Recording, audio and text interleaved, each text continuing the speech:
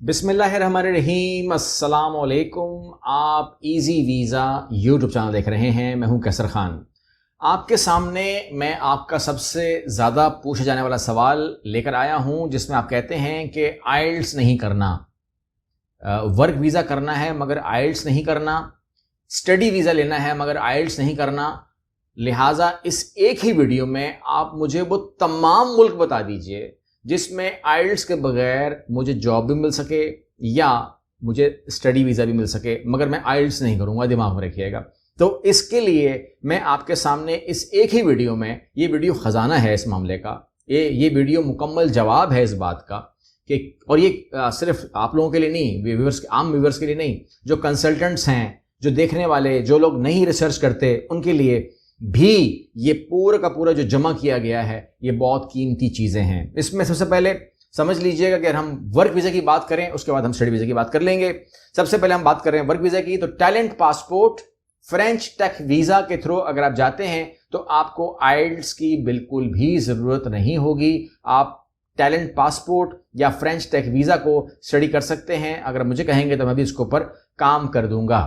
उसके बाद है पोलैंड का डी टाइप वीज़ा, जिसके अंदर बिल्कुल भी आपसे आइल्स का तकाजा नहीं किया जाएगा। इसके अलावा जर्मनी का कोई वीज़ा भी अगर आप अप्लाई करेंगे तो आपसे आइल्स का तकाजा नहीं किया जाएगा। अगर आप यूएई में अप्लाई करेंगे तो भी आइल्स का तकाजा नहीं होगा। इसके अलावा सिंगापुर में अप्लाई करें या पुर्तगाल में करें, आपसे नहीं मांगा जाएगा आइल्स, दिमाग में रखिएगा। इसके अलावा Sweden, Netherlands, Denmark, Belgium, Hungary, Spain, Greece, Saudi Arabia, Malaysia, Qatar, तुर्की, Thailand, Cambodia, Russia, China, Philippines, Vietnam, Lithuania, Hong Kong, Georgia. मैं नाम इसलिए ले रहा हूं क्योंकि रिकॉर्ड का हिस्सा मैंने बनाना है। ये तमाम वो ममालिक हैं जो आपसे जॉब के हासिल करने के लिए आइल्स का तकाजा नहीं करेंगे। ये आपके दिमाग में होना चाहिए। इन तमाम के लिए नो है। नाम आपने सुन लिए हैं, रिपीट कर सकते हैं वीडियो को, आपको मिल जाएगा। मैं ज़्यादा इसको लंबा करना नहीं चाहता, सिर्फ आपके लिए रिकॉर्ड क्लियर करना चाहता हूँ। उसके बाद जो सबसे ज़रूरी बात है कि आप कह सकते हैं कि सर जॉब के लिए तो हमें कुछ आइडिया है कि नॉर्मली रिलैक्सेशन होती है कि आइल्स अगर ना हो तो काम चल जाता है। आप हमको बता दीजिए कि व्हाट अबाउट स्टडी वीज़ास, तो वो भी सुन लीजिए।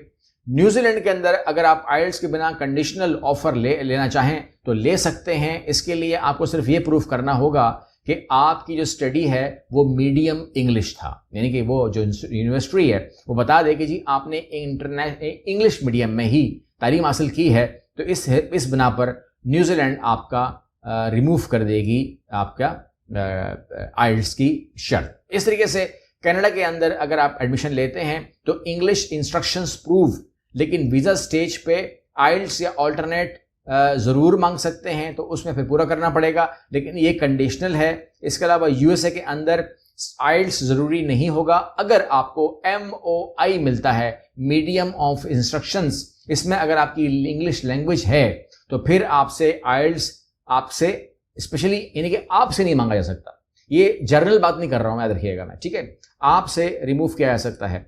इसके अलावा अगर आप मलेशिया में अप्लाई करते हैं तो यूनिवर्सिटी आइल्स के बगैर एडमिशन दे देती हैं, इसके अंदर कोई भी प्रॉब्लम नहीं आएगी। इसके अलावा Norway, Netherlands, Belgium, Cyprus, Denmark, Hungary, Moldova and Russia, in countries में यूनिवर्सिटीज आइल्स को वेव कर देती हैं अगर एप्लीकेंट के पास इंग्लिश मीडियम का प्रूफ मौजूद हो। तो ये तमाम चीज़ें आप लोगों के लिए मैं समझता हूँ कीमती हैं कि आप समझ गए हैं कि कहाँ कहाँ अप्लाई करने से, यानी कि जॉब अप्लाई करने से आप आइल्स से बच सकते हैं, और कहाँ कहाँ पर work visa, study visa apply करने से भी आप आइल्स से बच सकते हैं। लेकिन अपने अपने केस की बात कीजिएगा, अपने ऊपर मत लीजिएगा।